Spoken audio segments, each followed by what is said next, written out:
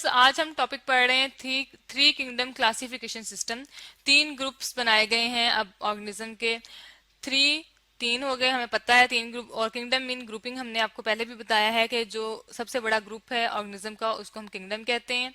और classification mean एक उसको ग्रुपिंग करने के प्रोसीजर को कहते हैं। सिस्टम किसी रूल्स के तहत इनको बनाया जाता है।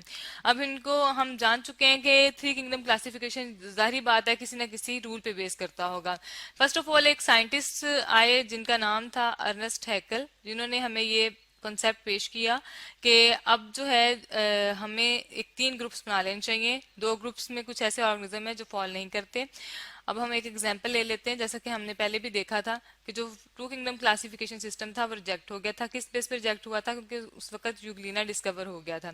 जब यूग्लिना डिस्कवर हुआ तो इसकी सबसे बड़ी प्रॉपर्टी ये थी कि इसके अंदर क्लोरोफिल मौजूद था जो कि प्लांट लाइक कैरेक्टर है, और इसके अंदर सेल वॉल नहीं थी। इसकी आउटर कवरिंग जो थी सेल मेम्ब्रेन थी, जो कि एनिमल लाइक कैरेक्टर है और ये एनिमल की तरह मूव भी कर सकता है। लेकिन अब ये ना तो एनिमल है ना ये प्लांट है, ये किस में फॉल करता है? इसलिए हमने तीन ग्रुप्स बनाए। अब हम यहाँ पर उन ग्रुप्स को ड्रॉ कर लेते हैं। फॉर एग्जाम्पल हम ऑर्गेनिजम्स की तीन ब्रांचेस बना लेते हैं। ठीक है, यूं एरो लगा के। ठीक है, हमारे पास तीन ग्रुप्स बन गए यूं। फर्स्ट ऑफ ऑल हमारे पास जो ऑलरेडी मौजूद हैं प्लांट्स, वो ऑर्गेनिज्म जो कि अपनी फूड खुद बना सकते हैं, ऑटोट्रॉफ्स होते हैं, हम अच्छी तरह से जानते हैं। इसके बाद हमारे पास एनिमल्स जो कि हेटरोट्रॉफ होते हैं, दूसरों से फूड लेते हैं। इसके बाद हमारे पास लास्ट पे जो रिसेंटली ग्रुप डिस्कवर हुआ है उसका नाम है जी प्रोटिस्टा। ठीक है, इस ग्रुप को हमने प्रोटिस्टा का नाम दिया है।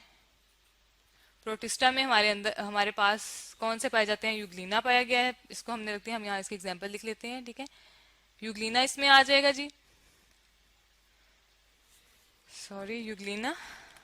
और यूग्लिना के बाद हमारे पास आ गया है सेकंड पे बैक्टीरिया। हमने बैक्टीरिया को भी इस ग्रुप में रख दिया है। ठीक है, ये इस ग्रुप में फाइल करते हैं। एनिमल्स बाकी हम सब जानदारों को देखते हैं, जितने भी एनिमल्स हैं जो कि हेटरोट्रॉफ्स हैं वो सारे के सारे इसमें फॉल करते हैं। हम यहाँ लिख लेते हैं हेटरोट्रॉफ्स हैं।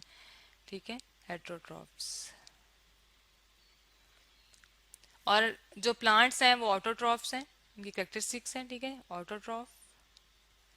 और इसकी एग्जांपल में हमारे पास सारे प्लांट्स आ जाते हैं जितने भी हर्ब्स श्रब्स और ट्रीज हैं। लेकिन इसके साथ साथ एक और ग्रुप इसके अंदर मौजूद है। वो कौन सा ग्रुप है जी? वो है फंजाई। ठीक है, फंजाई को हमने इस ग्रुप में रख दिया है क्योंकि इसके अंदर सेल वाल मौजूद है। ठीक है, सेल वाल की वजह से इसमें, लेकिन फंजाई हेटरोट्रॉफ होती है, वो ऑटोट्रॉफ नहीं होती, वो अपनी फूड खुद नहीं बना सकती। तो ये हमारे पास अब तीन ग्रुप बन गए हैं। ठीक है, पिछले की तरह जब टू किंगडम बने थे इसके भी कुछ ड्रॉबैक्स हैं, हम यहाँ लिख लेते हैं। ड्रॉबैक्स मीन के कुछ इसके फॉल्ट्स हैं जो कि इसको रिजेक्ट करने पे हमें मजबूर किया। ये भी अभी भी हमारे जो ऑर्गेनिज्म है उनकी सही तरह क्लासिफिकेशन नहीं हुई। सबसे पहला और बड़ा, प्रोकैरियोट्स और यूकैरियोट्स में डिफरेंस नहीं पता। अब प्रोकैरियोट्स क्या होते हैं?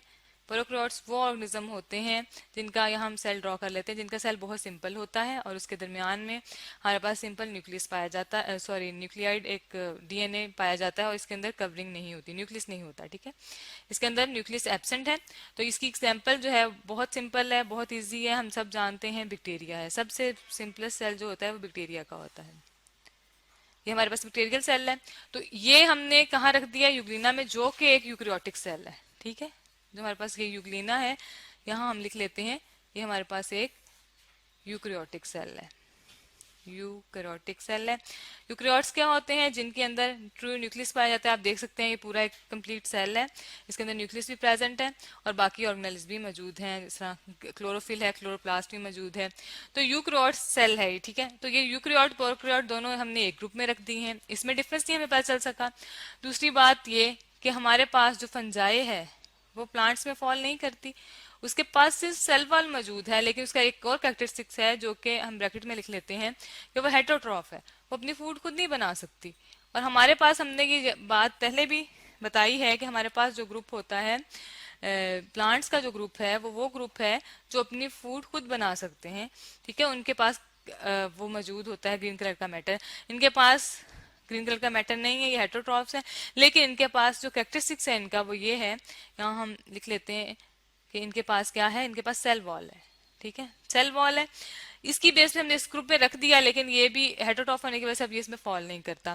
तो इस वजह से ये जो हमारे पास ग्रुप था, ये जो किंगडम क्लासिफिकेशन सिस्टम था, ये भी रिजेक्ट हो गया।